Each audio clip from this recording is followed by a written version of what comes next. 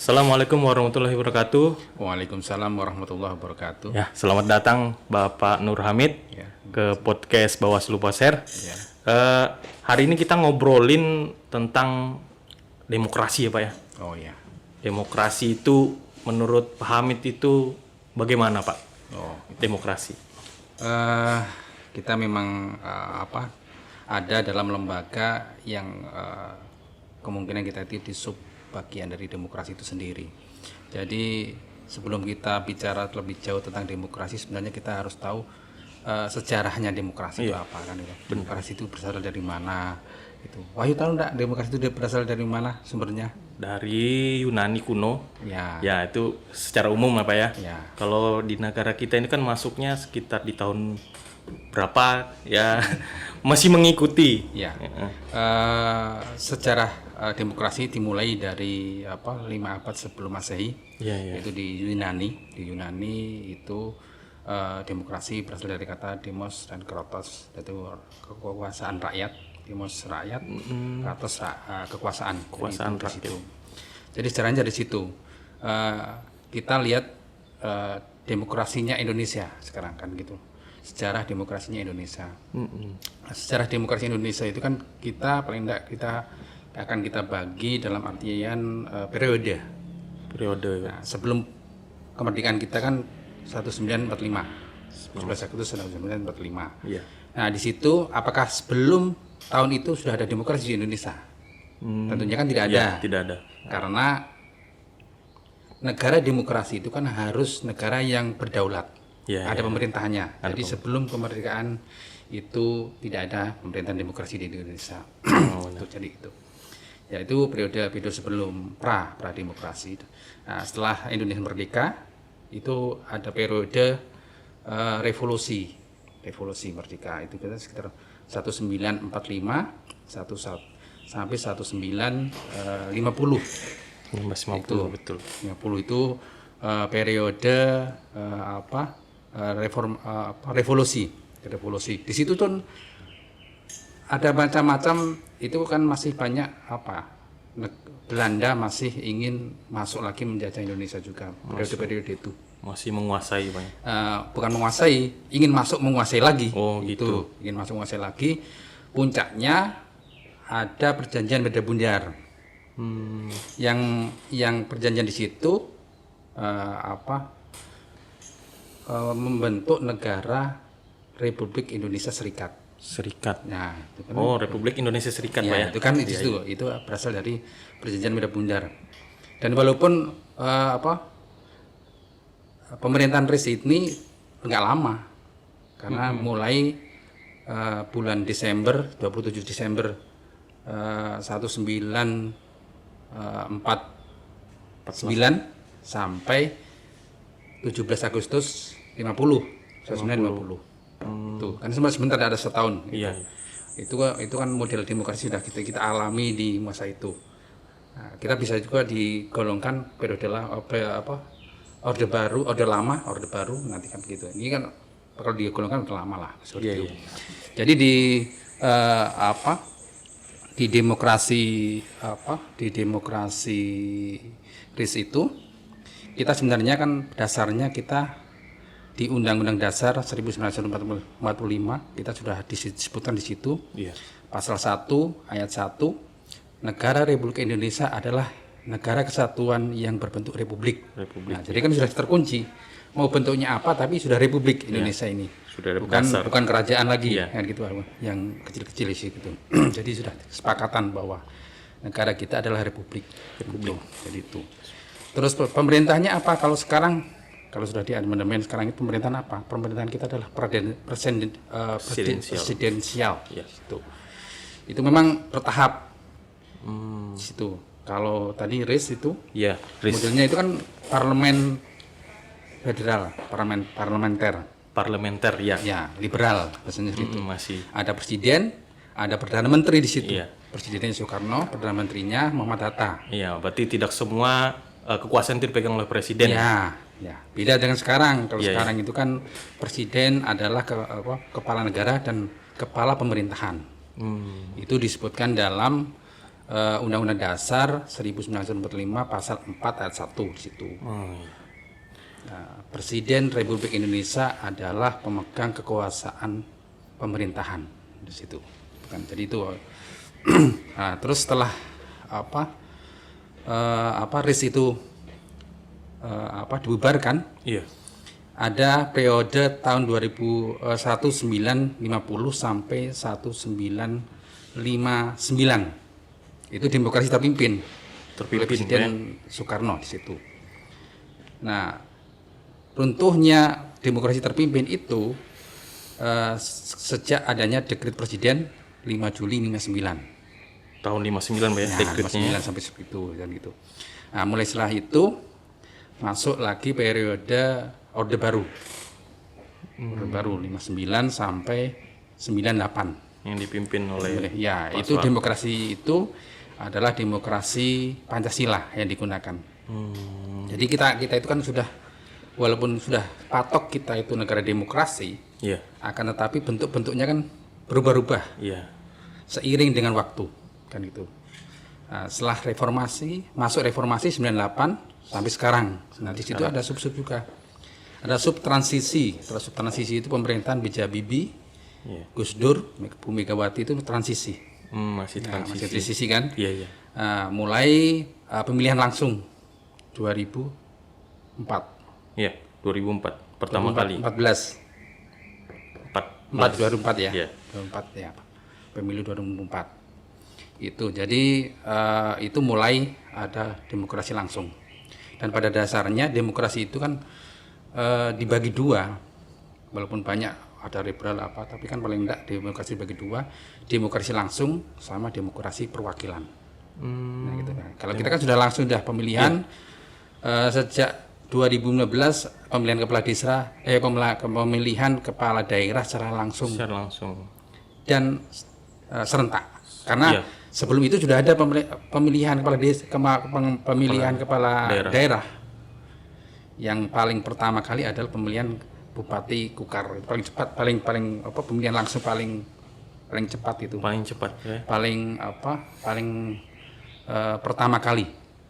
Yang Itu pertama kali di Indonesia itu secara terkait demokrasi. Nah, ini kan sekarang sudah masuk demokrasi di kedaulatan rakyat. Ada sekarang kan tergantung pemerintahannya menganut demokrasi itu yang terkait sejarah demokrasi di Indonesia. ya, perkembangannya Pak ya. Ya, Perkembangan situ. sejarah. Sejarah.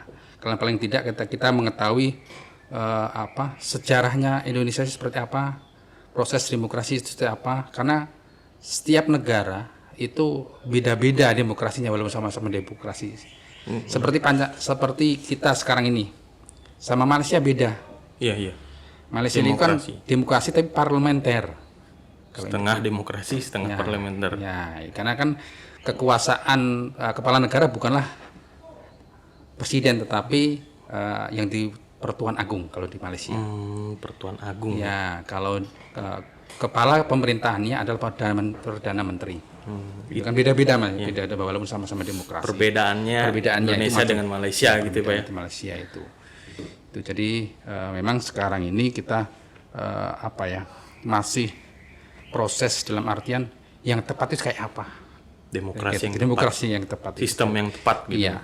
Kalau kita mengikuti Undang-Undang Dasar 1945 sebenarnya sudah ideal, tinggal penerapannya apakah itu sudah sesuai atau belum. Nah, itu yang dinamakan demokrasi kan gitu. Sejarah demokrasi kita. Itu sejarah. Ya. Sejarah. Dan pada dasarnya demokrasi itu apa sih? Coba tahu enggak demokrasi itu sebenarnya apa sih? Ya, secara garis umum kekuasaan rakyat. Ya, secara umum kekuasaan rakyat. Menurut ahli lah, salah bahasanya kan kita melihat ahli ketika ada pendapat ahli yaitu Abraham Lincoln, yaitu demokrasi adalah sistem pemerintahan yang diselenggarakan dari rakyat, oleh rakyat dan untuk rakyat. Jadi semuanya sebenarnya ke rakyat. Demokrasi itu. Jadi kekuasaan tertinggi adalah rakyat sebenarnya. Kalau di Indonesia sebenarnya kan milihnya langsung, pengambil keputusannya diwakilkan. itu kan gitu. Kalau kita milihnya langsung, tapi keputusannya diwakilkan. Sebenarnya kan harus, sebenarnya kalau kita pakai pemilihan DPR, kita milih DPR, ada sebenarnya pengambilan keputusan itu melalui apa yang dilakukan reses. Itu kan ambil aspirasi di dapilnya. Oh. Itu kan Iya, seperti itu seperti kan itu. seperti itu. Itu yang apa yang dilakukan sekarang sebenarnya kan gitu. Intinya mau pendapat siapapun ahli, intinya bahwa demokrasi itulah dari rakyat untuk rakyat kan gitu. Dari situ. Berarti lanjut ke prinsip ini, Pak. Kalau terkait prinsip-prinsip demokrasi, Pak, prinsip demokrasi itu ya ialah harusnya ada kedaulatan rakyat. Kedaulatan rakyat, Pak, ya. Nah, kedaulatan ada di tangan rakyat, itu prinsip demokrasi itu. Terus pemerintahan berdasarkan persetujuan yang diperintah. Iya. Gitu ya.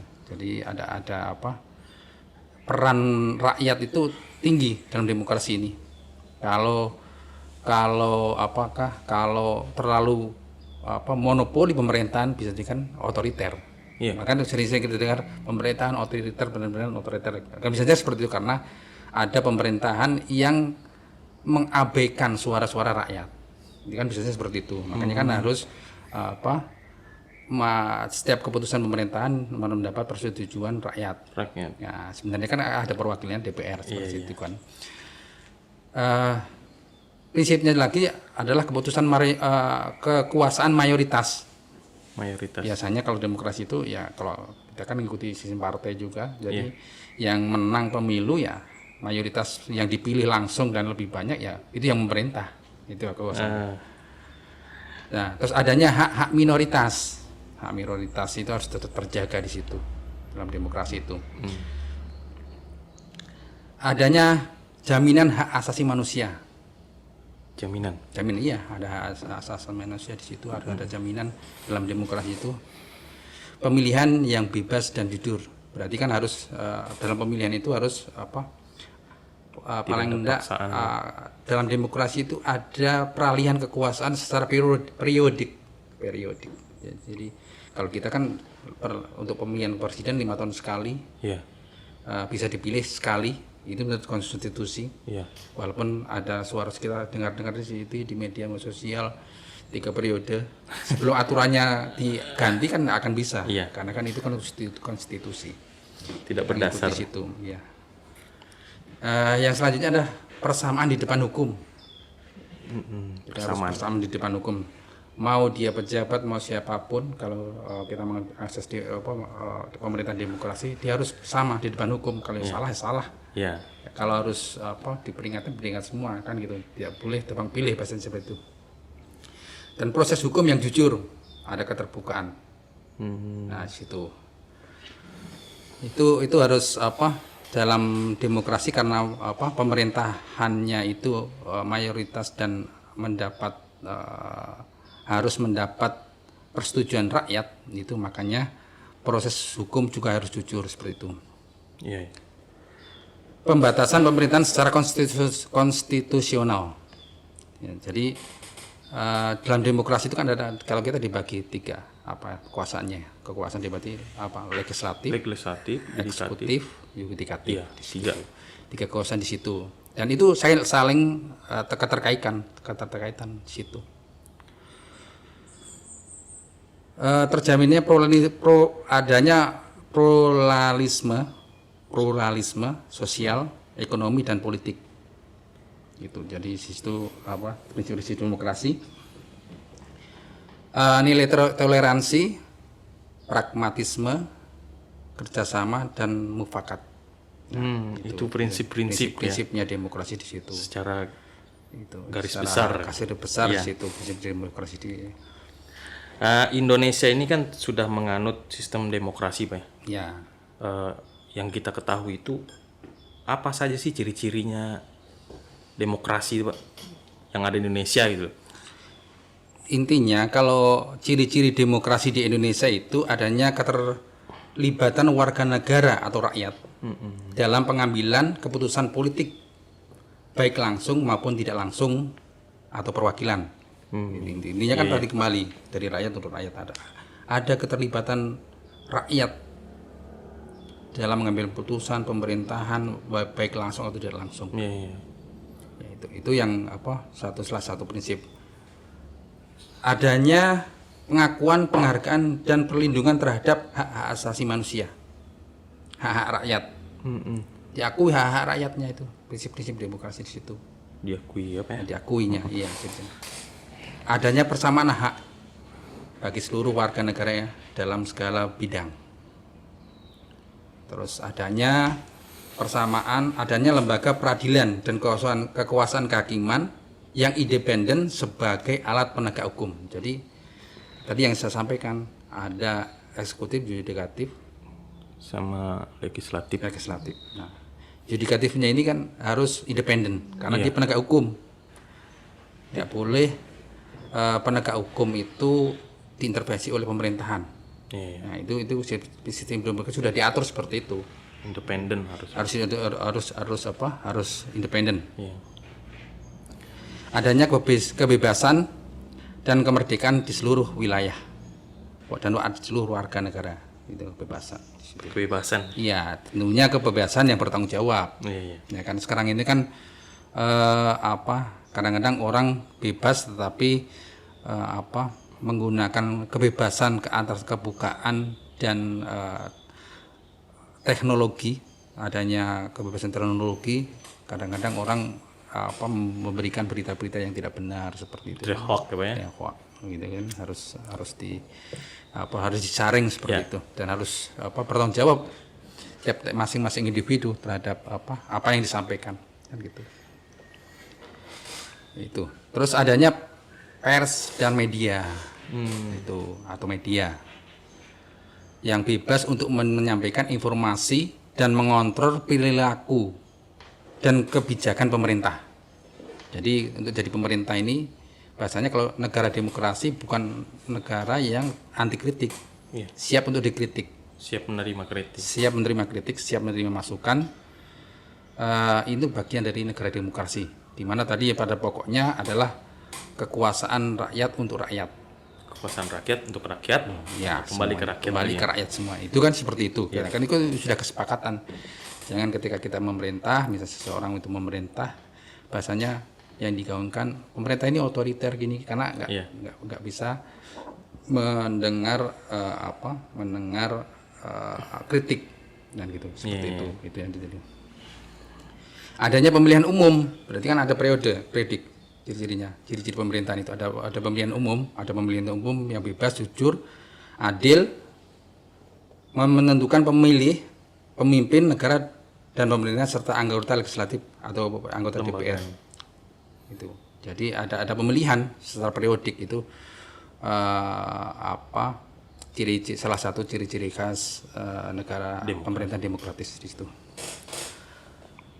Adanya pengakuan terhadap perbedaan agama, suku, golongan dan sebagainya. Ada ini negara demokrasi itu mengakui perbedaan. Makanya kita bersyukur ada Bhinneka Tunggal Ika. Walaupun beda-beda tetap satu. Kan gitu loh. Jadi prinsipnya seperti itu. Itu terkait ciri-ciri khas pemerintahan demokrasi seperti itu.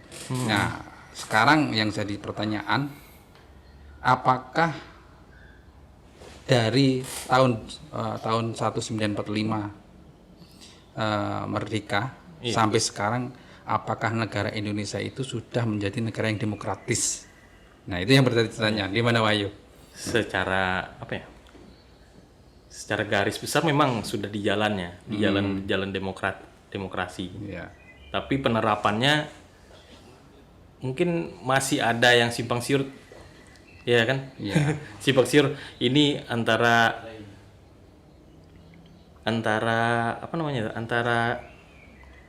sistem pemerintahan yang sudah bagus, antara terlaksana atau tidak demokrasinya kan belum, masih ada penilaian, kan gitu, seperti itu. Jadi memang kalau Wahyu mungkin tidak mengalami orde baru. Masih merasakan enggak? Belum. Masih kecil kan? Kalau saya paling tidak akhir pemerintahan 2009 itu saya akhir kuliah nunggu sudah. Jadi mengalami lah itu di mana sih rasanya Orde Baru, di mana reformasi. Jadi kita punya secara langsung punya perimbangan yang kita alami sendiri.